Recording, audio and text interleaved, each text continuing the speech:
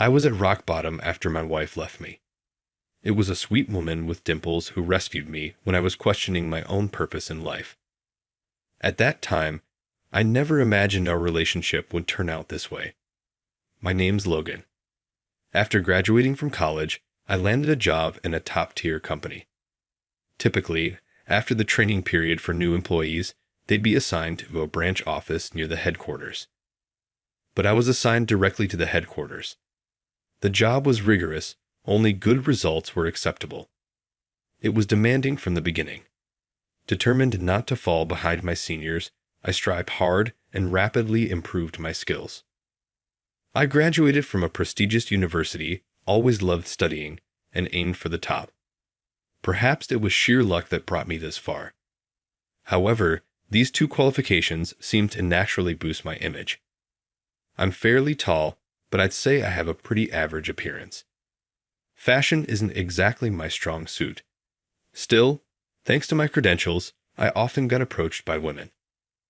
My 20s went by in a whirlwind, with both work and personal life keeping me on my toes.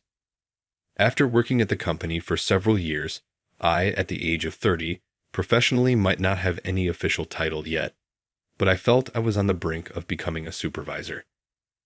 On the personal front, I started dating someone a friend introduced during a night out, and just last year, we tied the knot. We moved into a reasonably spacious and stylish apartment with a great view and were thoroughly enjoying our newly life. With my salary, we were comfortable, and considering our plans to have children, the physical tools and future considerations, my wife chose to be a full-time housewife. Things at work were going smoothly, and every day I would return to a home where my wife was eagerly waiting. Everything seemed to be sailing smoothly, at least up to this point. Then one day, a transfer notice came in. The new location. A rural branch office, quite the contrast from the bustling city I'm accustomed to. The notice did mention supervisor, so it was undeniably a promotion. But having assumed I'd stay at the headquarters, I was visibly shaken. I headed home and broke the news to my wife, but there was no joy in the promotion for me. The first thing out of her mouth was, "Why such a countryside? What's going on?" I was told by HR that they needed my skills at the new location. Even after relaying this to my wife, she seemed far from convinced. Moreover, the new place would require a move. While my wife was struggling to come to terms with it all, we didn't have much time before the move. So we started looking for a new place to live and went for some viewings throughout the day. As we visited multiple places, seeing the town, the buildings, which looked like shabby apartments if we were in the city, her mood progressively soured. On a whim, we drove by the new branch office. The sight of its worn-out walls against the backdrop of a fading town wasn't encouraging. She was speechless. Just seeing this place, she couldn't accept the continuous unsettling events, and our views couldn't align. We ended the day with just the viewings. Once we got home, discussions turned into arguments. Sure, it's labeled as a promotion, but isn't this just a demotion in disguise? If you work there, you'll never get a promotion or raise. We could be living below our means for the rest of our lives, my wife complained in tears. Our discussions reached a deadlock, and before we knew it, a moving day arrived. We decided to keep our electronic appliances in the city apartment for now. I took only my belongings and moved into the new apartment alone for the time being.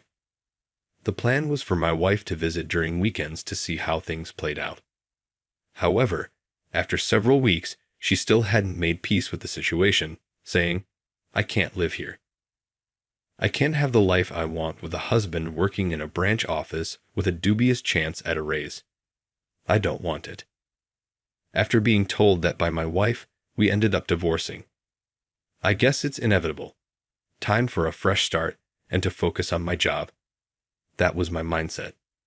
But the weight of the word divorce hit hard. Often at work, my hands would stop and my thoughts would spiral. I remember how homely my ex-wife was, how she always kept the house clean, and had delicious meals waiting for me. Just hearing her cheerful welcome home would wash all the fatigue away. I thought I'd be fine living alone, but with a divorce, it's lonely and tough. Can't live the ideal life in the countryside. What was my worth after all? Sigh. I sighed loudly even though I was at work. Seeing my distress, some colleagues, feeling sorry for me, invited me out for drinks. You're much more approachable than the previous supervisor. You're doing so well for someone so young. You're sharp and precise, just like when you were at the headquarters. Even some older colleagues were present, and they all refrained from bringing up the divorce, instead encouraging and praising me.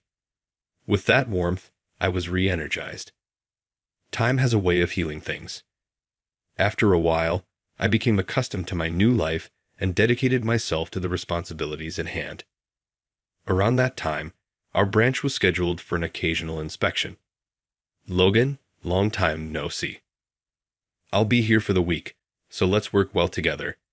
Hearing that familiar voice and turning around, I was met by Sarah, a former colleague from the headquarters. Though Sarah is younger than me, her fearless determination is well recognized, making her an adept career woman, especially in the field of inspections. She has the demanding task of traveling to branches nationwide, constantly on the move. Still, Sarah never complains and takes on her duties with unwavering stamina. I've always held her in high regard. Sarah, have you been well? I couldn't help but feel a sense of camaraderie. My voice grew louder with happiness. Oh, my apologies. I should address you as Miss Connor here, right? Given our current positions, Sarah now held a higher position than I did. After straightening up, I greeted her again, to which she replied with a playful chuckle, "Don't be so formal." She then nudged me with her elbow, just like she used to. When Sarah laughs, adorable dimples form on her cheeks. When it comes to inspections, everyone tends to get a bit tense. But thanks to Sarah's charming demeanor, the atmosphere always settles into a comfortable state, allowing everyone to work as usual. It's quite remarkable. Then that night, I decided to go out to dinner with Sarah. She was staying at a hotel nearby, and since she was planning on dining out, she asked for restaurant recommendations. Even though it was just the two of us having a meal, our conversation was mostly about work. In such a relaxed setting, we could discuss matters we wouldn't have time for at the office, making the time fly by fruitfully. As our meal and conversation neared its end, I noticed Sarah glancing at her watch. "I'm sorry, we've been here quite a while, haven't we? We should probably head out. Your wife might be getting worried," said Sarah as she began to prepare to leave. Seeing the look on my face, she tilted her head in confusion. Well, the thing is, I then shared with her that I had gotten divorced. I went into the reasons as well, and as I spoke, Sarah listened attentively, nodding from time to time. She then casually remarked, "You know, with your capabilities, I'd expect you to be back at the main office soon." Surprised by her candid statement, I asked, "What do you mean?" Sarah responded, "It's probably a temporary placement. Once you've turned this branch around, I bet they'll want you back at headquarters." Her tone made it sound like a given. I was curious about where she had gotten such information. Sarah chuckled and said, "Don't underestimate a woman's network." I was all yours, completely absorbed in the conversation. The distance from the city hustle, the divorce, and even though my duties might have been lighter than at the headquarters, perhaps my spirits had been down without me realizing. I had perhaps underestimated myself. Seeing this, Sarah laughed and said, "Do you even realize how talented you are? Your skills are well known at the headquarters, and of course, I'm aware too." She ended on her usual cheerful note, "You better keep up the good work," and gave me a pat on the shoulder. The pain throbbed, but it rekindled my spirit completely. I'll return to the main office someday. With that resolve, I worked even harder. Time flew by, and before I knew it, I was 35. "Thank you, sir," one colleague said.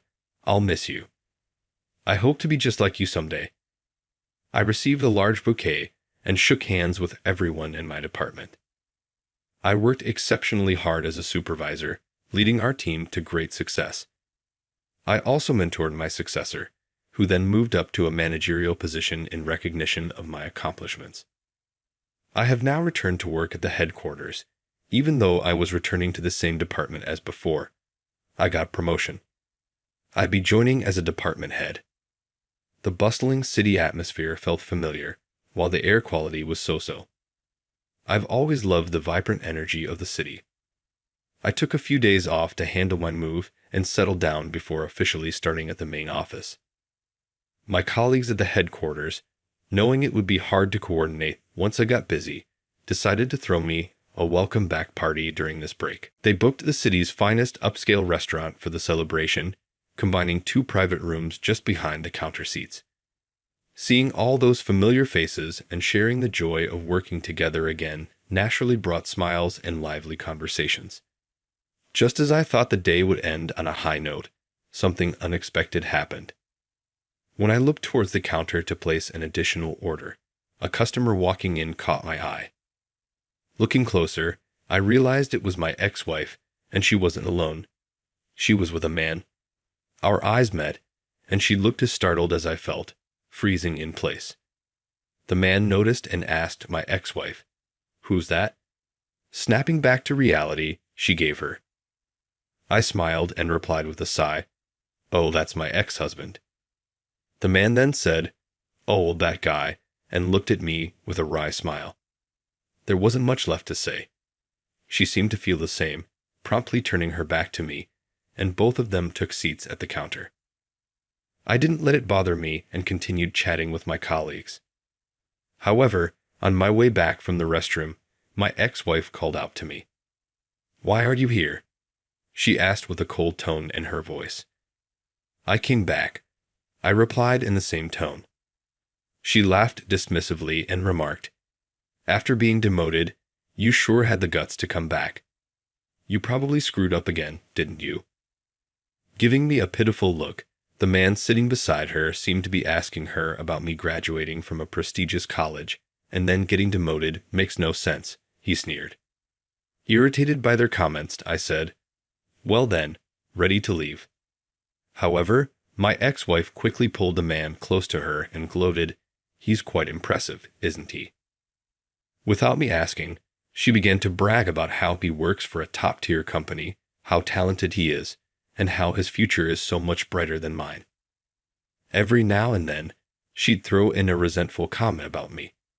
From time to time, her bitterness towards me mixed in. As for the man, while he said, "Don't talk like that. It's sad for your ex-husband," he didn't seem entirely displeased with her praise. He chuckled condescendingly at me with every nod he gave. I tried to tune them out, looking for the right moment to head back to my seat. Just then, a colleague heading to the restroom stopped in his tracks. "Hey, isn't that you, Jake?" My colleague recognized the man and addressed him. "Oh, it's a pleasure. Quite the coincidence," Jake responded. It seemed they knew each other. They started chatting lightly, but the man kept stealing glances at me. "Wait, do you work with this guy?" Pointing at me, he asked my colleague. I wonder if they seemed close. My colleague looked surprised that the man didn't recognize me. "Hey, you can't talk to him like that. He's our new department head, and so young and impressive. You should greet him. I mean, seriously, this man, this Mr. Stern, is something else. He's the youngest ever in our company's history to be promoted to this position." My colleague gleefully shared this, briefing me on the details about this Jake guy before taking off. Turns out, this man is a sales rep from a major supplier who frequents our department. After hearing about me from my colleague, the man whispered, "Is Logan the one I've heard rumors about?" His face progressively paled. My ex-wife seemed momentarily stunned but soon snapped, "Wait a minute, you mean he's higher up than you?" And confronted the man with a frustrated look. Still pale-faced, the man muttered something about needing to greet me properly, but was taken aback by my ex-wife's rebuke. There's no point in sticking around to watch their spat. I locked eyes with the man, saying, "So you're Jake, right?" "I'll remember that," with a pleasant smile, then made my way back to my seat. Yet, I could still hear voices from behind. Glancing towards the bar seats, my ex-wife and the man seemed to be having an ongoing dispute. When our eyes met, Jake quickly looked away, urging my ex-wife, "Let's leave now," and quickly settled the bill. With a face portraying sheer frustration, my ex-wife gave me one last glance, then slammed the door on her way out. Soon after, I returned to my dream position at the company's headquarters. From day one, with a hectic schedule, I felt that old buzz, making me even more passionate about my job. Sometime later, I bumped into Jake at work. He immediately approached me, deeply bowing, apologizing for his rudeness that day. I told him I don't mind at all anymore, but given his sincere regret, I offered, "Want to grab some coffee?" I don't mind at all anymore, but given his sincere regret, I offered to grab some coffee. After a couple of sips, he let out a long sigh, finally appearing relaxed. We made small talk about work, but the conversation naturally shifted to my ex-wife. Apparently, they had a falling out. Whether it was her pride or something else, she ended up breaking things off with Jake. I couldn't help but be slightly baffled. Was she so set on snagging a well-educated, hiring man? I feel sorry for my ex-wife too, even though she is beautiful to look at, cheerful and friendly, and has many good qualities. Though Jake came off as a jerk that day, I've heard from others that he's genuinely talented. I cheered him on, telling him to keep his head high. After work, as I stepped out of the office, my phone rang. The screen read Sarah. Before I could finish saying hello on the phone, Sarah Lai started talking. "Hey, it's me. I'm coming back this Sunday." Her voice was as bubbly as ever. Since that inspection, Sarah and I had kept in touch. At first, our conversations were mostly about work. Sarah would often give me a piece of her mind, always offering emotional support. I think the reason I never gave up and aimed higher was probably because of her presence. "I know you better than anyone else. Has some confidence and just do it." That's how she sounds on the phone. Even though she's supposed to be younger than me, it makes me laugh, wondering who's really the older one. Then, on Sunday, I waited for Sarah at the GFK airport lobby. When Sarah saw me, her face lit up with a broad smile, and she hurried over. "I'm back," she said cheerfully, and Sarah hugged me.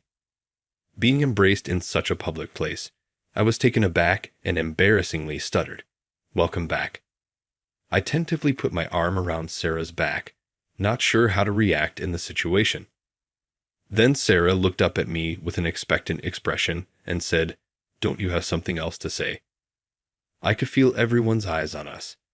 It was hard to admit, but I looked at her and said, "I love you, Sarah." But she teased, "Is that all? Isn't there more?" making a mischievous face, urging me to say more. I felt like my face was on fire, but I knew I had to say it now. So I gathered my courage and proposed to Sarah right there. As Sarah and I communicated frequently, we became closer. We both knew our feelings for each other were growing. But with Sarah traveling to various branches nationwide and having long overseas business trips, we hardly got a chance to meet. During this time, I once confessed my feelings over the phone, but she told me she wanted to hear it in person. And in time, we officially got married and became husband and wife. "Hey, look, I found this adorable mug and just had to buy it," Sarah said, seeming to have sneakily hidden it among the moving boxes, intending to use it from today. She happily lays the two out side by side and smiles. The new apartment we got for our life together with Sarah. From our high-rise view, I feel even more motivated. She wanted to settle down and had expressed her wish to retire early from her job, but they didn't want to let go of such a valuable employee. After taking a short break, she decided to work part-time at the headquarters. As for me, my role as a department head keeps me extremely busy. It helps that Sarah understands my job.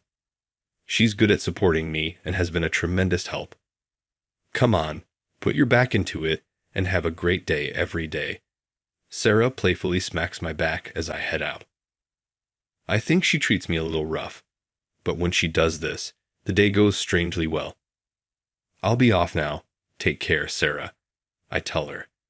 And as I leave, I can't help but notice how her dimples make her smile even more endearing.